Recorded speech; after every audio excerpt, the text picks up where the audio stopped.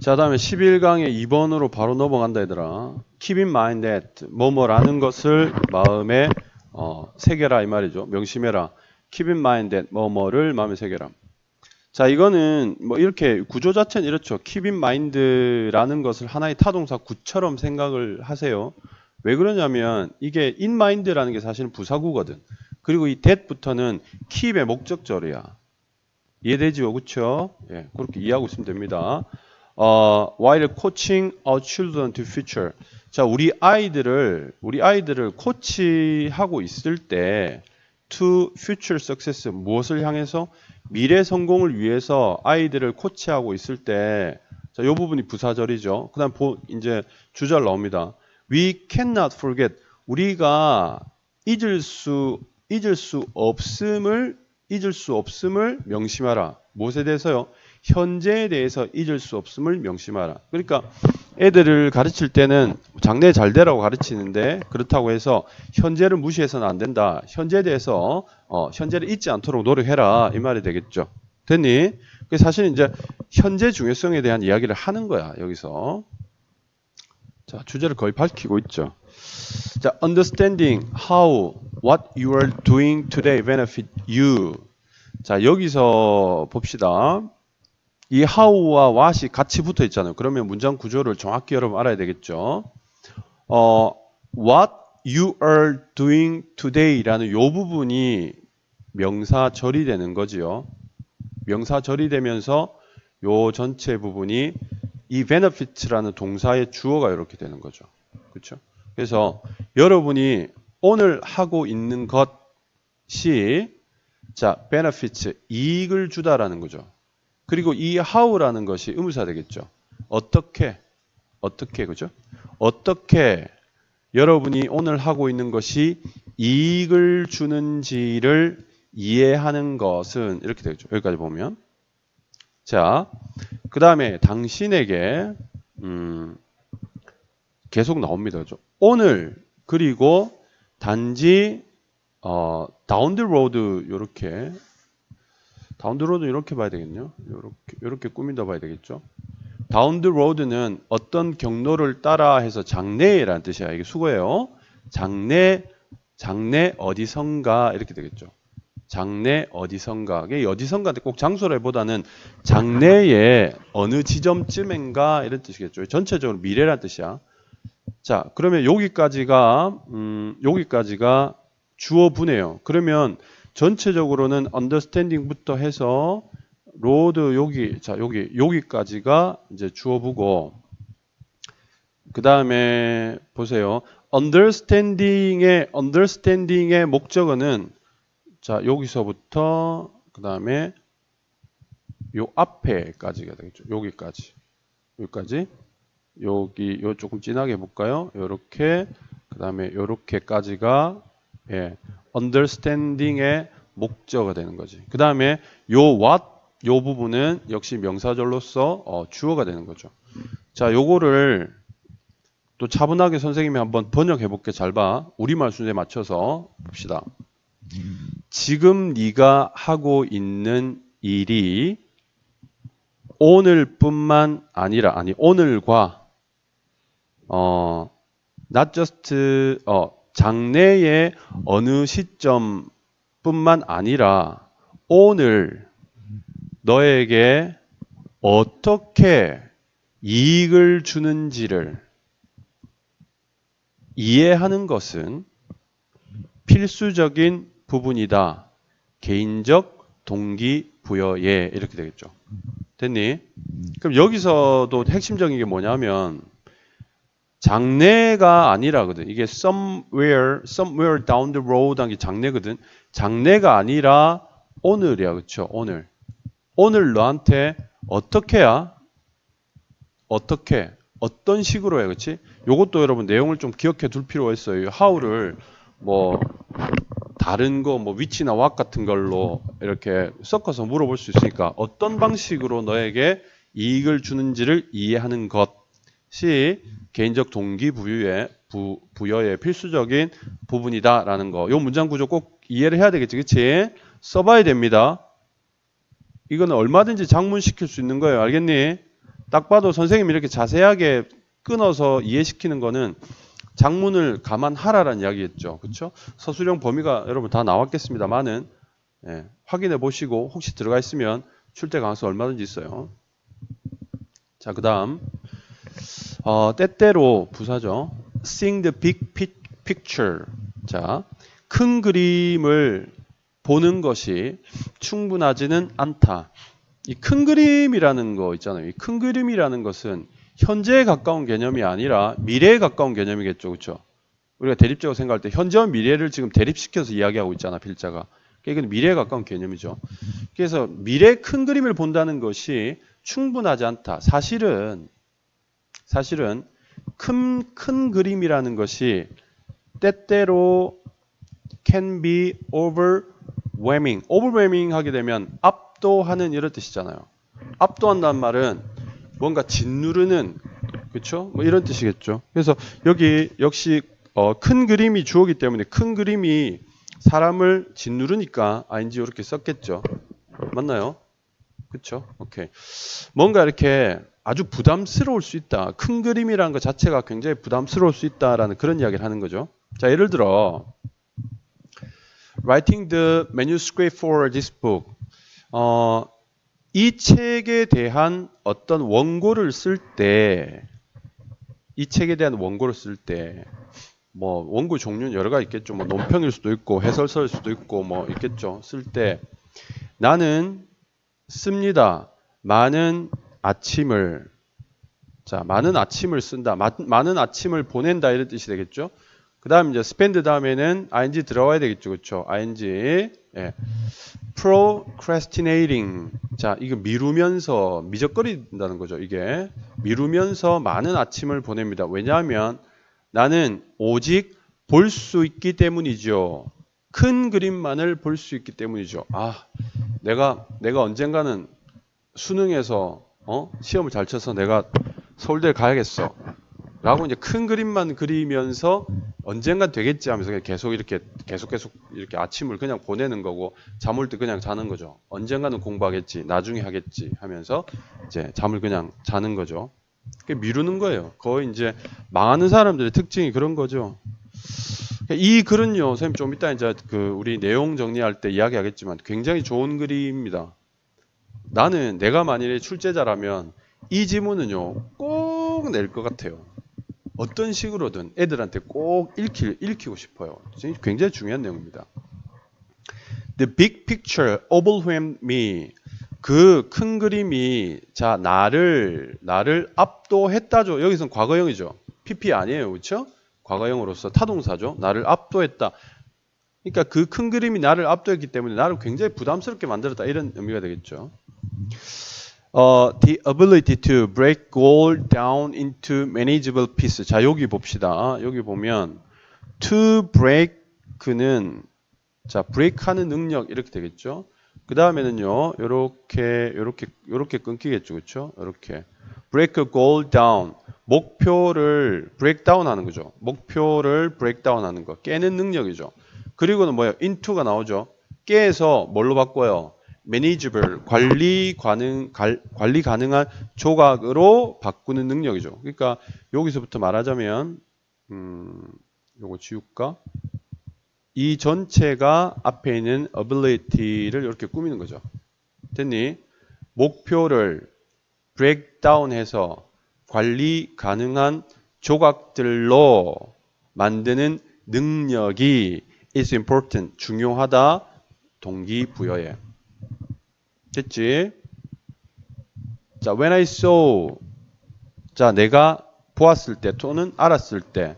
자, 여기 이제 부사절이 또 나오네요. 만일 내가 오직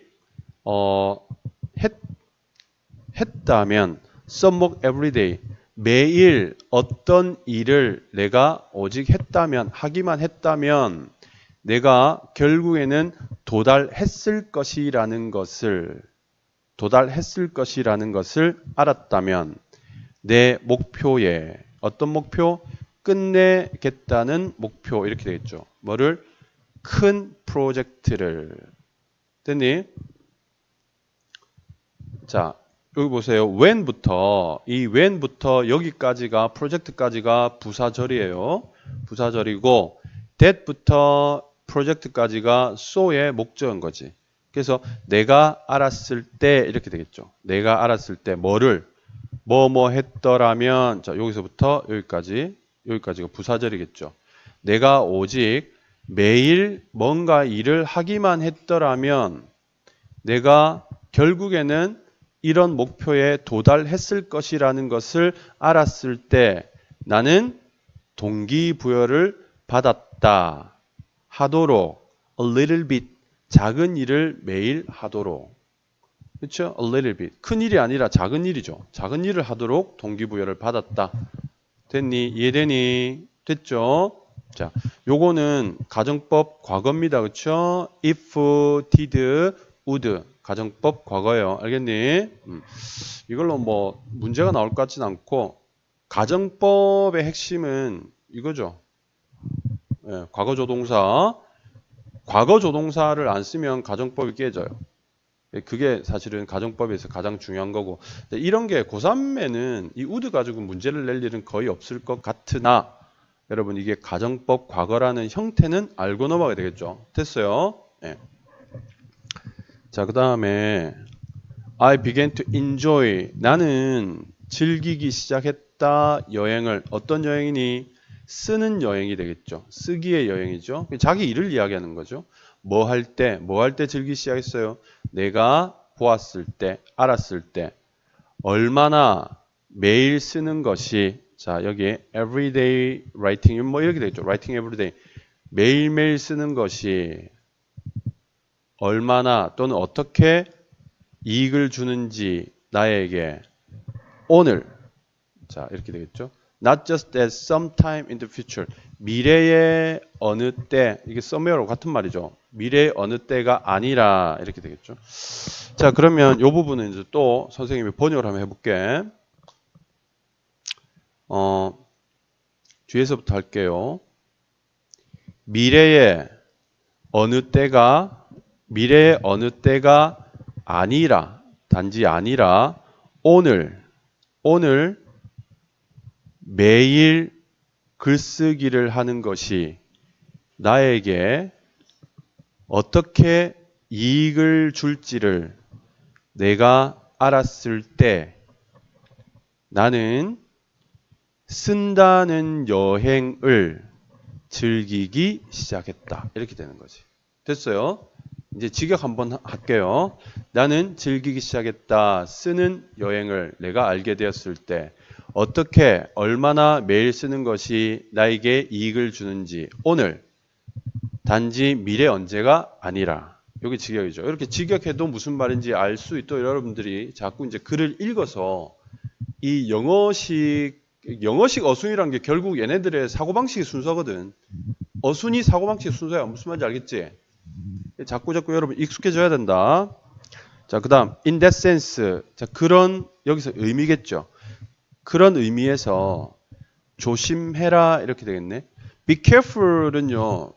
be busy처럼 이 동명사를 목적으로 취할 수 있습니다. be busy ing처럼. be busy ing도 be busy in ing 이렇게 쓸 수 있잖아. be careful도 여기 in을 쓸 수 있고 생략할 수 있어요. 그럼 여기 뭐가 들어간다? using이 들어가겠죠. 이렇게 using 이렇게 들어가겠죠. be careful using 사용하는 것에 주의해라 이렇게 되겠죠.